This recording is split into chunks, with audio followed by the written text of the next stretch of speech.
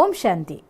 നമ്മുടെ മനസ്സിനുള്ളതായിട്ടുള്ള ഊർജത്തിൻ്റെ പ്രവാഹമാണ്, നമ്മുടെ ഉള്ളിൽ നിന്ന് പുറപ്പെടുന്നതായിരിക്കുന്ന വൈബ്രേഷൻസാണ് നമ്മളിലേക്ക് നമുക്ക് വേണ്ട എല്ലാ കാര്യങ്ങളെയും കൊണ്ടുവരുന്നത്. എൻ്റെ ഉള്ളിൽ നിന്നുള്ളതായിട്ടുള്ള എനർജീനെ പോസിറ്റീവാക്കി വെക്കാൻ സാധിക്കുമെങ്കിൽ, എൻ്റെ മനസ്സിനുള്ളിൽ നിന്നുള്ളതായിട്ടുള്ള സങ്കല്പധാരയിൽ പോസിറ്റീവ് എനർജിയുടെ പ്രവാഹത്തെ എനിക്ക് ക്രിയേറ്റ് ചെയ്യാൻ സാധിക്കുമെങ്കിൽ നമ്മുടെ ജീവിതത്തിൽ നമുക്ക് നേടിയെടുക്കാൻ പറ്റാത്തതായിട്ടൊന്നും തന്നെയില്ല. പക്ഷെ പലപ്പോഴും സാധാരണ ജീവിതത്തിലുള്ളതായിട്ടുള്ള യാത്രയിലുള്ളിൽ ഒരു പ്രശ്നം അല്ലെങ്കിൽ മറ്റൊരു പ്രശ്നം, ഒരു പ്രശ്നം അല്ലെങ്കിൽ മറ്റൊരു പ്രശ്നം, ഇനി തീർത്തു എന്ന് കരുതി വരുമ്പോഴായിരിക്കും അപ്പുറത്ത് വേറൊന്ന് രോഗത്തിൻ്റെ രൂപത്തിൽ വരിക. അതല്ലെങ്കിൽ രോഗമെല്ലാം മാറി ഇനി സന്തോഷമായി തുടങ്ങാമെന്നുള്ള സമയത്തായിരിക്കും സാമ്പത്തികമായിട്ടൊന്ന് വരിക. അതും ഇല്ല, ഒരു വിധത്തിൽ എങ്ങനെയൊക്കെയോ ഒപ്പിച്ചു എന്ന് വരുമ്പോഴായിരിക്കും ഇപ്പുറത്ത് വേറൊരു ആവശ്യമായിട്ട് വരിക.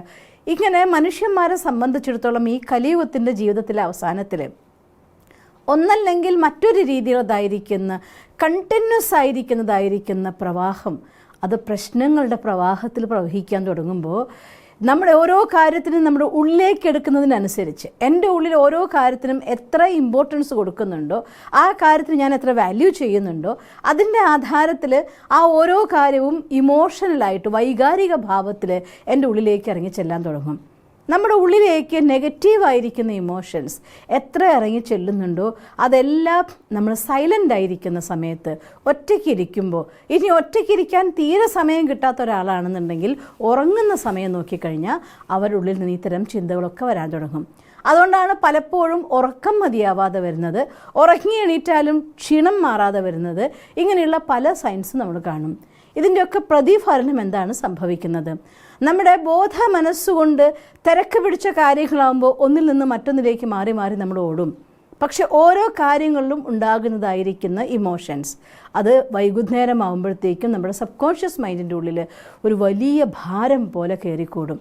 രാവിലെ മുതൽ രാത്രി വരെ വെയിലത്തും പൊടിയിലും കാറ്റിലും നടന്നു വരുമ്പോൾ വൈകുന്നേരം ആകുമ്പോഴത്തേക്കും വിയർത്ത് കുളിച്ച് ശാരീരികമായിരിക്കുന്ന അഴുക്കുകൾ കൊണ്ട് എത്രമാത്രം നിറഞ്ഞിട്ടുണ്ടാവും ഒരു മനുഷ്യൻ.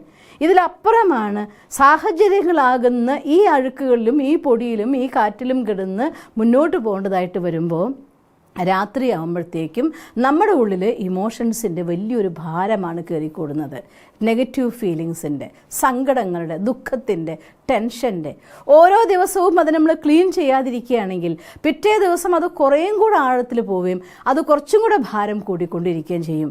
ഇങ്ങനെ നോക്കിയാൽ അശ്രദ്ധമായി ജീവിച്ച ദിവസങ്ങളുടെ എണ്ണത്തിൽ എത്രമാത്രം ഈ ഭാരം കയറി കൂടിയിട്ടുണ്ട് എന്നുള്ളതിന് കണക്കില്ല, അത്രയാണ് ഇരിക്കുന്നത്. അതുകൊണ്ട് സ്വാഭാവികമായിട്ട് എന്ത് സംഭവിക്കുന്നു, നമ്മുടെ ഉള്ളിൻ്റെ ഉള്ളിൽ നിന്ന് നോക്കിക്കഴിഞ്ഞാൽ ഒറ്റയ്ക്കിരിക്കുമ്പോൾ നമ്മുടെ ചിന്തകൾ എവിടെ പോകുന്നു എന്ന് നിങ്ങളൊന്ന് പരിശോധിച്ച് നോക്കിയാൽ നമ്മുടെ സാമ്പത്തികമായ പ്രശ്നങ്ങളെക്കുറിച്ച്, സങ്കടങ്ങളെക്കുറിച്ച്, ഭാവിയെക്കുറിച്ചുള്ളതായിട്ടുള്ള വറിയിങ്, ടെൻഷൻ, ഇതൊക്കെയായിരിക്കും നമുക്ക് വന്നുകൊണ്ടിരിക്കുന്നത്. ആകുലത നമ്മളെ വല്ലാതെ വേട്ടയാടുന്നത് കാണാം. ഓക്കെ, ഇത്ര വരെയൊക്കെ എങ്ങനെയൊക്കെയോ ഒപ്പിച്ചു, ഇനി അങ്ങോട്ട് എന്താണെന്ന് അറിഞ്ഞൂടാ, പലരും പറയുന്ന ഭാഷകളാണ്. ഇങ്ങനെ ഓരോ രീതിയിലും നമ്മുടെ ഉള്ളിൽ നിന്ന് പുറപ്പെടുന്നതായിരിക്കുന്ന വൈബ്രേഷൻസ് നിങ്ങൾ സെൽഫ് ചെക്കിങ് നടത്തുകയാണെങ്കിൽ കാണാൻ നമുക്ക് സാധിക്കും ഒരുപാട് നെഗറ്റീവിലാണ് വരുന്നത്. അതുകൊണ്ട് തന്നെയാണ് പലപ്പോഴും നമുക്ക് പല കാര്യങ്ങളും സിസ്റ്റർ പറഞ്ഞെന്ന പോലുള്ളതായിട്ടുള്ള ഈ മെത്തേഡ്സ് ഒക്കെ ഞാൻ ചെയ്തു, എന്നിട്ടും എനിക്ക് സാമ്പത്തികമായ അവസ്ഥയിൽ മാത്രം എനിക്ക് ഉന്നതി കൊണ്ടുവരാൻ പറ്റുന്നില്ല എന്ന് നിങ്ങൾ പറയുന്നെങ്കിൽ എനിക്ക് സങ്കടമാവുന്നു. എന്തുകൊണ്ട് ഇതെനിക്ക് പ്രാക്ടിക്കൽ ആവുന്നില്ല എന്ന് നിങ്ങൾ വിഷമിക്കുന്നെങ്കിൽ കാര്യം ഒന്നേ ഉള്ളൂ, ഈ ഒരു ക്ലീനിങ് നടക്കാത്തത് കൊണ്ടാണ്. അതുകൊണ്ടാണ് എല്ലാ വീഡിയോസിലും ഞാൻ അടിവരയിട്ട് പറയുന്നത്, ഒരു കാര്യം നിങ്ങൾ ശ്രദ്ധിക്കണം. മെഡിറ്റേഷനിലൂടെ നമ്മുടെ മനസ്സിൻ്റെ ക്ലീനിങ് എന്ന് പറയുന്ന പ്രോസസ്സ് റെഗുലറായി ചെയ്തുകൊണ്ടിരിക്കുന്നുണ്ടെങ്കിൽ, റെഗുലറായിട്ട് സത്സംഗത്തിലൂടെ നല്ല കാര്യങ്ങൾ കേൾക്കുകയും പഠിക്കുകയും നല്ല ആളുകളുമായിട്ടുള്ള പോസിറ്റീവ് എനർജിയുള്ള ആളുകളുമായിട്ടുള്ള സംഘത്തിൽ വരികയും ചെയ്യുമ്പോൾ സ്വാഭാവികമായിക്കൊണ്ട് ഇതിൻ്റെ ക്ലീനിങ് പ്രോസസ്സ് തന്നെത്താൻ നടക്കാനായിട്ട് തുടങ്ങും. ഈശ്വരനുമായിട്ടുള്ള സമാഗമത്തിലൂടെ ഞാൻ നിൻ്റെ കൂടെ ഉണ്ട് എന്ന് ഭഗവാന്റെ ഒരു ഉറപ്പ് നമുക്ക് കിട്ടുന്ന സമയത്ത് എത്ര വലിയ സങ്കടവും അതൊരു സങ്കടമല്ല, മുന്നോട്ട് പോകാനുള്ളതായിട്ടുള്ള പാതയാണെന്ന് തോന്നും. ഈ രീതികളിൽ തൻ്റെ മനസ്സിനെ ക്ലീനിങ് ചെയ്യേണ്ടത് വളരെ ആവശ്യമായിരിക്കുന്ന ഘടകമാണ്. അതുകൊണ്ട് എനിക്കെന്നും നിങ്ങളോട് പറയാനുള്ളൊരു കാര്യം, ഈ കലിയുഗത്തിൽ വളരെ വിഷമം പിടിച്ചതായിട്ടുള്ളൊരു കാലഘട്ടത്തിലൂടെയാണ് പോകുന്നത്. എത്ര പരിശ്രമിച്ചിട്ടും എവിടെയും എത്താത്തത്, കാർമിക് അക്കൗണ്ട്സിൻ്റെ യുദ്ധം മറുഭാഗത്ത്, ഇങ്ങനെ അൺലിമിറ്റഡ് ആയിട്ടുള്ള തടസ്സങ്ങളിടയിൽ കൂടെ നിങ്ങൾക്ക് മുന്നോട്ട് പോകേണ്ടത് കൊണ്ട് എത്ര ഷാർപ്പായിരിക്കുന്ന തേക്കിൻ്റെ കാതലാണ് മുറിക്കേണ്ടതെങ്കിൽ അത്രയും സ്ട്രോങ് ആയിരിക്കുന്ന ഒരു ആയുധം, ഷാർപ്പായിട്ടുള്ള ആയുധം വേണം. അതുപോലെ ഈ കാലഘട്ടം നമ്മുടെ എല്ലാം നെഗറ്റീവ് അക്കൗണ്ട്സ് ക്ലോസ് ചെയ്യാനുള്ളൊരു സമയമാണ്. അതുകൊണ്ട് നിങ്ങളും നിങ്ങളുടെ ആയുധത്തെ ഷാർപ്പൻ ചെയ്യേണ്ടത് അനിവാര്യമാണ്, ഓപ്ഷണൽ അല്ല, ഇത് ചെയ്തേ തീരൂ എന്നുള്ള കാര്യമാണ്. അതുകൊണ്ട് റെഗുലർ മെഡിറ്റേഷൻ പ്രാക്ടീസ് ചെയ്യണം, ക്ലാസ് കേൾക്കണം, ജീവിതത്തെ ശുദ്ധീകരിക്കണം, കർമ്മത്തെ ശുദ്ധീകരിക്കണം. At the same time some techniques നമ്മുടെ മനസ്സിൻ്റെ ഉള്ളിലേക്ക് പോസിറ്റീവ് എനർജീനെ ഇറങ്ങിപ്പോയിക്കൊണ്ട് അതിനെ ഹീൽ ചെയ്യാൻ സാധിക്കുന്ന ഒരു മെത്തേഡ് ഉണ്ടെങ്കിൽ അതും നിങ്ങൾക്ക് ഒരുപാട് സപ്പോർട്ട് ചെയ്യും. അതുകൊണ്ടാണ് ഇടയ്ക്കിടയ്ക്ക് പല പല വെറൈറ്റി ആയിരിക്കുന്ന മെത്തേഡ്സുമായിട്ട് ഞാൻ നിങ്ങളുടെ മുന്നിൽ എത്തുന്നത്. എൻ്റെ സഹോദരന്മാർ, എൻ്റെ സഹോദരിമാർ അവരുടെ ഏറ്റവും വലിയ സങ്കടമായിരിക്കുന്ന സാമ്പത്തിക പ്രയാസത്തിൽ നിന്ന് അധികം ആളുകളുടെ, എല്ലാവരുടെ എല്ലാം അധികം ആളുകളുടെ ഈ ഒരു അവസ്ഥയിൽ നിന്ന് രക്ഷപ്പെടുത്തണം എന്ന് ആഗ്രഹിച്ചുകൊണ്ട് ഞാൻ നിങ്ങളോട് ഇതൊക്കെ സംസാരിച്ചു തരുന്നതിൻ്റെ കാരണം, ഈ ഒരു കാര്യം, ഒരു ടെക്നിക്ക് എന്ന് പറഞ്ഞാൽ വളരെ സിമ്പിളായിട്ടുള്ള ടെക്നിക്കാണ്. പക്ഷേ ഈ ടെക്നിക്ക് ചെയ്യുന്നതിൻ്റെ ഒപ്പം നിങ്ങളുടെ ഈ ഹീലിംഗ് അഥവാ ക്ലീനിങ്, മനസ്സിൻ്റെ ശുദ്ധീകരണം, കർമ്മത്തിൻ്റെ ശുദ്ധീകരണം, ഇതൊക്കെ വളരെ ആവശ്യമായിരിക്കുന്ന ഘടകമാണ്. ഒപ്പം ഒരു കാര്യം കൂടെ നിങ്ങൾ ചെയ്യുക. നേരത്തെ നമ്മളൊരു പേരെഴുതുന്ന ഒരു കാര്യം നിങ്ങൾക്ക് വീഡിയോ ഞാൻ നിങ്ങൾക്ക് പറഞ്ഞു തന്നിട്ടുണ്ടായിരുന്നു.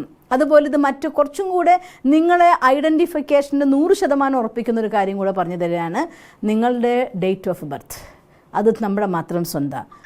ആ ഡേറ്റിൽ പലരും ജനിച്ചിട്ടുണ്ടായിരിക്കാം.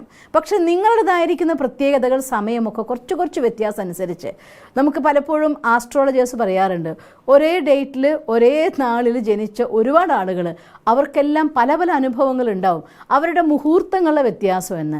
നിങ്ങളുടെ മുഹൂർത്തത്തിൽ, നിങ്ങളുടെ മിനിറ്റിൽ, നിങ്ങളുടെ സമയത്തിൽ നിങ്ങളെ ജനിച്ചിട്ടുള്ളൂ. അപ്പോൾ അതുകൊണ്ട് എപ്പോഴാണോ നമ്മൾ നമ്മുടെ ഡേറ്റ് ഓഫ് ബർത്തിലേക്ക് കുറച്ചും കൂടെ കോൺസെൻട്രേറ്റ് ചെയ്യുന്നത്, അത് നിങ്ങളെന്ന വ്യക്തിയിലേക്ക്, നിങ്ങളുടെ ഉള്ളിൽ നിന്നാ എനർജി, ഈ ഡേറ്റാണ് എൻ്റെ, ഇത് ഞാൻ ജനിച്ച ദിവസം എന്ന് നിങ്ങൾ ഓർമ്മിക്കുമ്പോൾ നിങ്ങൾ പ്രകൃതിയിലെടുത്ത് ഈ പ്രപഞ്ചത്തിനോട്, ഈശ്വരനോട് നിങ്ങളുടെ സമയം, നിങ്ങളുടെ മുഹൂർത്തം ശ്രേഷ്ഠമാണ് എന്ന് ആവർത്തിച്ചുറപ്പിക്കുന്നതായിട്ടൊരു ടെക്നിക്കാണ്. ഇനി ആ ടെക്നിക്ക് എങ്ങനെ ചെയ്യണം എന്നാണ്. ആദ്യം രാത്രിയിൽ ഉറങ്ങാൻ പോണേക്കാൾ മുന്നേ നിങ്ങൾ മറ്റെല്ലാ കാര്യങ്ങളും തീർത്തു വെച്ച ശേഷം ഫ്രഷായി നിങ്ങളുടെ മുറിയിൽ വന്നിരുന്ന് ഈശ്വരന് കത്തെഴുതി മനസ്സിൻ്റെ ഭാരമൊക്കെ റിലാക്സ് ചെയ്തു.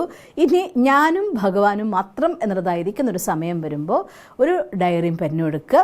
നിങ്ങൾ നേരത്തെ ഈ ഏതൊക്കെ ലോ ഓഫ് അട്രാക്ഷൻ മെത്തേഡ്സിന് വേണ്ടി ഉപയോഗിക്കുന്നതായിട്ടുള്ള ഡയറികളാണെങ്കിൽ മാനിഫെസ്റ്റേഷന് വേണ്ടി മാത്രം ഒരു ഡയറി വെക്കണമെന്ന് ഞാൻ നിങ്ങളോട് പലപ്പോഴും പറയാറുണ്ട്. അങ്ങനെ ഒരു ഡയറിയിൽ ഇത് എഴുതുന്നതുകൊണ്ട് കുഴപ്പമില്ല. അതെടുക്കുക, ഒരു പേജിൻ്റെ ഉള്ളിൽ നിങ്ങളുടെ ഡേറ്റ് ഓഫ് ബർത്ത് ആദ്യമായിട്ട് എഴുതുക. എഴുതും മുന്നേ ആദ്യം സങ്കല്പിക്കേണ്ടത് ഈ ഡേറ്റ്. ഇപ്പോൾ 28/3/1972 എൻ്റെ ഡേറ്റ് ഓഫ് ബർത്ത്. ആ ഡേറ്റ് ഓഫ് ബർത്ത് ഞാൻ എഴുതുന്നേക്കാൾ മുന്നേ ഞാൻ സങ്കല്പിക്കുന്നു ഈ 28/3/1973 ഈ ലോകത്തിലെ എന്നെ സംബന്ധിച്ചിടത്തോളം മോസ്റ്റ് വണ്ടർഫുൾ ആയിരിക്കുന്ന മൊമെൻ്റ് ആയിരുന്നു.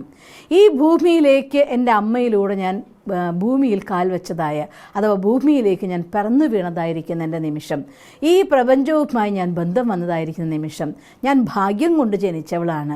ഈശ്വരൻ്റെ എല്ലാ അനുഗ്രഹങ്ങളും എൻ്റെ കൂടെയുണ്ട്, എല്ലാ സമൃദ്ധിയും എൻ്റെ കൂടെയുണ്ട്, എല്ലാ സന്തോഷവും ഈ ഭൂമിയിൽ അനുഭവിക്കാനുള്ള അധികാരത്തോടെ ജനിച്ചവളാണ്. അതുകൊണ്ട് ധനം എന്ന് പറയുന്ന സന്തോഷം, പോസിറ്റീവ് എനർജി എന്നിലേക്ക് സരളമായിക്കൊണ്ട്, സഹജമായിക്കൊണ്ട് പ്രവഹിച്ചുകൊണ്ടേയിരിക്കുകയാണ്. അത് വളരെ എളുപ്പത്തിൽ എന്നിൽ ഭാഗ്യം കൊണ്ട് നിറയ്ക്കുകയാണ്. ഇങ്ങനെയുള്ള രീതിയിലുള്ളതായിരിക്കുന്ന എന്നെ ബേസ് ചെയ്തുകൊണ്ട് ഞാൻ ഭാഗ്യശാലിയാണ്, ഞാൻ അതീവ സൗഭാഗ്യം കൊണ്ട് ജനിച്ച കുട്ടിയാണ്, ഞാൻ ഈശ്വരൻ്റെ എല്ലാ ബ്ലെസ്സിങ്ങും കൊണ്ട് ജനിച്ച കുട്ടിയാണ്, ധനം സരളമായി സഹജമായി എന്നിലേക്ക് ഒഴുകി വന്നുകൊണ്ടേയിരിക്കുകയാണ് എന്ന് ഓരോ പ്രാവശ്യം എഴുതും മുന്നും അത് ഫീൽ ചെയ്തിട്ട് നമ്മുടെ ഈ ഒരു ജന്മത്തിന് സ്വയം ബ്ലെസ് ചെയ്തുകൊണ്ട്, മറ്റാരുമല്ല നമ്മളെ ബ്ലെസ് ചെയ്യുന്നത്, സ്വയം നമ്മൾ ബ്ലെസ് ചെയ്യാണ്. ഈ ഓരോ വാക്കുകളും മനസ്സിലാക്കണം, നിങ്ങളെ ബ്ലെസ് ചെയ്യാണ്. അറിയാതെ ഏതൊക്കെയോ നിമിഷത്തിൽ ഞാൻ എന്തിനു ജനിച്ചു, എന്ത് പാപജന്മാണാവോ, എത്ര കഷ്ടപ്പാട്, എൻ്റെ കടം തീരില്ലേ, എൻ്റെ വിഷമം തീരില്ലേ, ഇങ്ങനെയൊക്കെ പറഞ്ഞുകൊണ്ട് ഏതൊക്കെ സമയങ്ങളിൽ നമ്മളെ ശപിച്ചിട്ടുണ്ടോ ആ എല്ലാ ശാപത്തിനെയും ക്യാൻസൽ ചെയ്യാനുള്ളതായിരിക്കുന്ന പവർഫുൾ ബ്ലെസ്സിങ് മെത്തേഡാണ് ഈ സമയത്ത് നമ്മൾ ചെയ്യുന്നത്.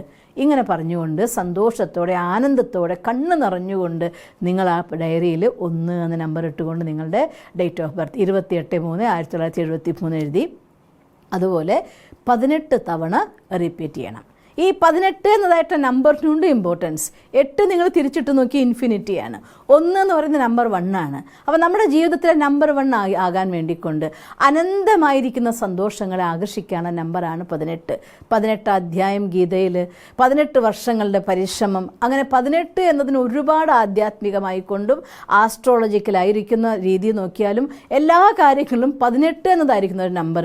18 മുതൽ 254 ദിവസങ്ങളാണ് ഒരു ഹാബിറ്റിനെ നമ്മുടെ ലൈഫിൽ 100% ഉറപ്പിക്കാൻ വേണ്ടതായിരിക്കുന്ന ദിവസങ്ങളായിട്ട് സൈക്കോളജിസ്റ്റ് പറയുന്നത്. അതുകൊണ്ട് 18 എന്ന നമ്പർ വളരെ ഇമ്പോർട്ടൻ്റ് ആണ്. 18 തവണ വീതം 21 ദിവസം നിങ്ങൾ എഴുതി കഴിയുമ്പോഴത്തേക്കും ഒരു പ്രാവശ്യം ഒരു ദിവസം എഴുതേണ്ടത് 18 തവണ എഴുതേണ്ടത് മറ്റൊന്നുമില്ല, നമ്മുടെ ഡേറ്റ് ഓഫ് ബർത്ത് 1 to 18, 1 മുതൽ 18 വരെ കണ്ടിന്യൂസ് ആയിട്ട് ഓരോ പ്രാവശ്യം എഴുതുമ്പോഴും ഈ പറയുന്ന പോലെ ഫീൽ ചെയ്യണം, ആ എനർജി റിസീവ് ചെയ്യണം, ആ ആനന്ദം അനുഭവിക്കണം. ഈ ലോകത്തെ ഏറ്റവും ഞാൻ അതീവ സമ്പന്നയാകാൻ വേണ്ടി ജനിച്ചവളാണ്. നിങ്ങൾക്ക് ഇഷ്ടമുള്ളതായിരിക്കുന്നതായിട്ടുള്ള പറയാം. നമ്മൾ ഏത് രീതിയിൽ എനിക്ക് നല്ല സമ്പൂർണ്ണ ആരോഗ്യവതിയായിട്ട് അന്തിമ നിമിഷം വരെ ഈ ലോകത്തിന് സേവനം ചെയ്യാൻ വേണ്ടി ഞാൻ ജനിച്ചവളാണ്. ഞാൻ എന്നും ഭഗവാന്റെ അടുത്ത് പ്രാർത്ഥിക്കാറുണ്ട്, അഥവാ സങ്കല്പിക്കാറുണ്ട്, ഈശ്വര ഈ തൊണ്ട, എൻ്റെ തൊണ്ട തൊട്ടുകൊണ്ട് ഞാൻ പറയാറുണ്ട്, എൻ്റെ കണ്ടത്തിൽ വിശുദ്ധ ചക്രം തൊട്ടുകൊണ്ട് ഈ ചക്രം, ഈ ശ്വാസം, അന്തിമ ശ്വാസം വരെ ജ്ഞാനം ദാനം ചെയ്യാൻ വേണ്ടി നിൻ്റെ ബ്ലെസ്സിങ് കൊണ്ട് നിറഞ്ഞതാവണം എന്ന് ഞാൻ ബാബയോട് പറയാറുണ്ട്, ഭഗവാന്റെ അടുത്ത് ഈശ്വരൻ്റെ അടുത്ത് പറയാറുണ്ട്. അതുകൊണ്ട് ആ രീതിയിൽ സങ്കല്പിച്ചുകൊണ്ട് എന്താണോ നിങ്ങളുടെ സ്വപ്നം, ആ സ്വപ്നം നിങ്ങളാണ് എന്നും അതിനുവേണ്ടി നിങ്ങൾ ജനിച്ചവരാണെന്നും ആ ഒരു കാര്യം ഭഗവാൻ നിങ്ങളിലേക്ക് ബ്ലെസ് ചെയ്യുകയാണെന്നും അതിന് അനുകൂലമായിരിക്കുന്ന വാചകങ്ങൾ എന്തൊക്കെ വേണോ അതിനിരുന്ന് എഴുതിയെടുത്തുകൊണ്ട് ഒരു കാര്യം മാത്രം, ഞാൻ സൗഭാഗ്യശാലിയാണ്, ഞാൻ ഈശ്വരൻ്റെ എല്ലാ അനുഗ്രഹങ്ങളുള്ള കുട്ടിയാണ്, ഭഗവാന്റെ ആശീർവാദങ്ങൾ കൊണ്ട് ജനിച്ചതാണ്, സൗഭാഗ്യശാലിയാണ്, ഇങ്ങനെയുള്ള വാക്കുകൾ നിർബന്ധമായി ചേർക്കണം. അതിൻ്റെ കൂട്ടത്തിൽ നിങ്ങൾക്ക് എന്താണോ വേണ്ടതായിരിക്കുന്ന കാര്യങ്ങൾ അതിനെയൊക്കെ ഞാൻ ഇതാണ് എന്ന ഭാഷയിൽ എഴുതി തയ്യാറാക്കി ആ വാചകങ്ങളുടെ സ്ക്രിപ്റ്റ്, നിങ്ങൾക്ക് വേണ്ട കാര്യങ്ങളുടെ സ്ക്രിപ്റ്റ് സ്വന്തമായി തയ്യാറാക്കിയ ശേഷം ഒരു പ്രാവശ്യം അതിനെ വിഷ്വൽ ചെയ്യുന്നു, ആനന്ദിക്കുന്നു. ആനന്ദിച്ച ശേഷം നിങ്ങളുടെ ബർത്ത് ഒന്ന് ഫീൽ ചെയ്തുകൊണ്ട് ആ ഡേറ്റ് ഓഫ് ബർത്ത് എഴുതുന്നു. അങ്ങനെ 18 വട്ടം ചെയ്യുക. 21 ദിവസം കണ്ടിന്യൂ ചെയ്ത് നോക്കൂ. ഒരു കാര്യം ഉറപ്പാണ്, 7 ദിവസം കഴിയുമ്പോൾ തന്നെ ജീവിതത്തിൽ മാറ്റങ്ങൾ വരാൻ തുടങ്ങും. 21 ദിവസങ്ങൾ കൊണ്ട് മാജിക്കലായിട്ടുള്ള ചേഞ്ച് വരാൻ തുടങ്ങും. 21 ദിവസം മാജിക്കൽ ചേഞ്ച് എന്ന് ചേർത്താൽ 21ാമത്തെ ദിവസം ആകാശത്ത് നിന്ന് പൈസ മഴ പെയ്യുന്നൊന്നുമല്ല. പക്ഷേ നമ്മുടെ മൈൻഡ് പുതിയ പുതിയ ഓപ്പർച്യൂണിറ്റീസ് തരയാൻ തുടങ്ങും. പുതിയതായിട്ടുള്ള വൈബ്രേഷൻസിൻ്റെ പവർ കൊണ്ട് നിങ്ങളുടെ നെഗറ്റീവ് പറഞ്ഞ ആളുകളാണെങ്കിൽ, നിങ്ങൾക്ക് പ്രശ്നം ഉണ്ടാക്കിയിരുന്ന ആളുകളാണെങ്കിൽ അവർ നിങ്ങളടുത്ത് പ്രശ്നം ഉണ്ടാക്കാതാവാൻ തുടങ്ങും. നിങ്ങൾക്ക് വേണ്ടി ആരൊക്കെയോ സഹായ ഹസ്തങ്ങളുമായിട്ട് വരാൻ തുടങ്ങും. നിങ്ങളുടെ വിജയത്തിൻ്റെ യാത്ര ആരംഭിക്കും. അധികം വൈകാതെ നിങ്ങൾ ആ സ്വപ്നത്തിൽ ചെന്ന് എത്തിച്ചേരുകയും ചെയ്യും. ഈ കാര്യം നിങ്ങൾക്കൊരു പ്രാവശ്യം ചെയ്തു 1 മാസം കഴിഞ്ഞ ശേഷം വേണമെങ്കിൽ നിങ്ങൾക്ക് വീണ്ടും റിപ്പീറ്റ് ചെയ്യാവുന്നതാണ്. ഈ എനർജീനെ, പോസിറ്റീവ് എനർജീനെ റിസീവ് ചെയ്യുക. ആനന്ദത്തിൻ്റെ സ്ഥിതി നമ്മുടെ സബ് കോൺഷ്യസ് മൈൻഡിൽ മറ്റെല്ലാ നെഗറ്റീവ് ഫീലിങ്സിനെയും വാഷ് ഔട്ട് ചെയ്തുകൊണ്ട് പോസിറ്റീവായിട്ട് എനർജി നിറച്ചുകൊണ്ട് ആനന്ദിച്ചുകൊണ്ട് നമ്മുടെ ദിവസത്തിനെ എൻഡ് ചെയ്ത് ഉറക്കത്തിലേക്ക് നിങ്ങൾ പോവുക. അത് ഉറങ്ങുന്ന സമയത്ത് അത് ആ ആനന്ദം അനുഭവിക്കാൻ തുടങ്ങും. രാവിലെ ഉണരുമ്പോൾ പോസിറ്റീവ് വൈബ്രേഷൻസോടെ ഉണരാൻ തുടങ്ങും. ദിവസങ്ങൾ ഏറ്റവും നല്ല ദിവസങ്ങളാക്കാൻ തുടങ്ങും.